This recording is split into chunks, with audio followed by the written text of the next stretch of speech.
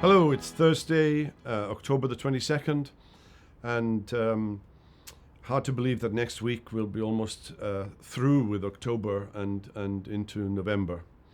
Again, trust that you're all well, and as I record these a week in advance, there may be some more news coming to you shortly, and it may already have come to you.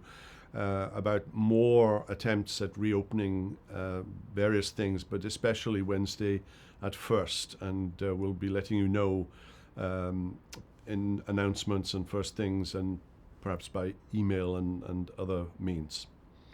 Now, we're looking at the Psalms, and today we have a wonderful little psalm, Psalm 85, short little psalm, 13 verses. And it's a psalm about revival. It says, for example, it begins, Lord, you were favorable to your land. You restored the fortunes of Jacob. You forgave the iniquity of your people. You covered all their sins. You withdrew all your wrath. You turned from your hot anger. Restore us again, or in some translations, revive us again, O God of our salvation. And then in verse 6, will you not revive us again, that your people may rejoice in you? Revival. I think of the 1740s.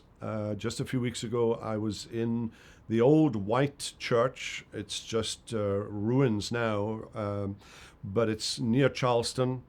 And I walked around the perimeter of this church that was there in the 1740s when George Whitefield made his visits to South Carolina and elsewhere, and he preached in this church. So I kind of imagined walking. I went inside the ruins and just imagined George Whitefield with that powerful, powerful voice of his, and there would have been thousands of people there.